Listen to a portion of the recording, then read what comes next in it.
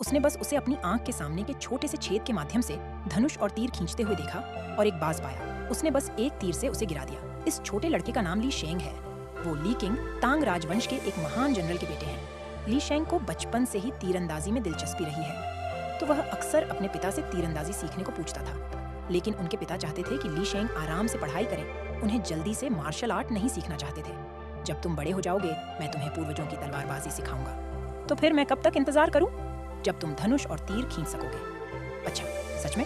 तब तुम मेरे लिए खींच दो। बजाय इसके, वह अपनी एक बैग के साथ जमीन पर बैठा था, इसलिए उसके पिता ने उसे तीरंदाजी छोड़ने की सलाह दी और बैठे लेफ्टिनेंट को उसे घर भेजने के लिए बोला। घर जाते वक्त ली शेंग हमेशा उदास रहता था। तीरंदाजी में उसका लगाव जानने के लिए लेफ्टिनेंट ने उससे पूछा, लिटिल ली शेंग, बताओ ना, क्या तुम्हें सचमुच तीरंदाजी करना है?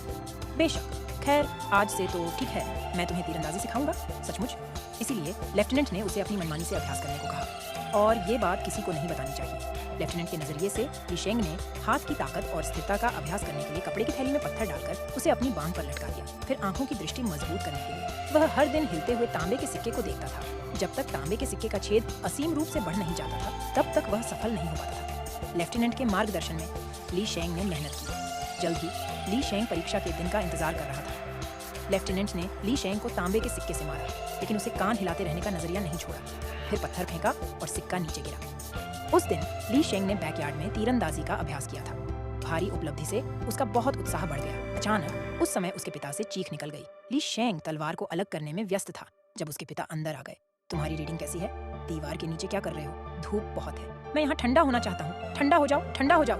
क्यों आप एक चेयर नहीं ले लेते? उसने कहा, और उसके साथ बैठे लेफ्टिनेंट से एक कुर्सी मंगवाई और उसे आज क्या सीखा उसे बताने को कहा। ली शेंग ने पढ़ने का प्रस्ताव किया। उसके पापा ज्यादा कुछ सोचते नहीं थे। सीखो लेकिन मत सीखो, सीखो लेकिन मत सीखो।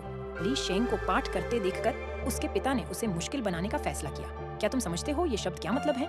ये हमें सीखने और व्यवहार करने का एक तरीका बताते हैं। सीखते समय सोचना चाहिए और अधिक पढ़ना चाहिए।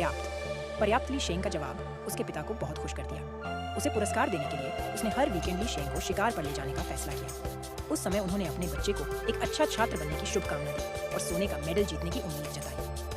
वह शिकार का दिन था। उस समय उसके पिता ने एक बाज को उड़ते हुए देखा तो उन्होंने घोड़े पर सवार होकर सही जगह ढूंढने के लिए निकल गए। अप्रत्याशित रूप से ली शेंग ने धनुष को चुपचाप खींच लिया। चील उड़ते ही उसने उसे गिरा दिया। जनरल, क्या अच्छा शॉट है! अरे, क्या ये जनरल का शॉट नहीं है?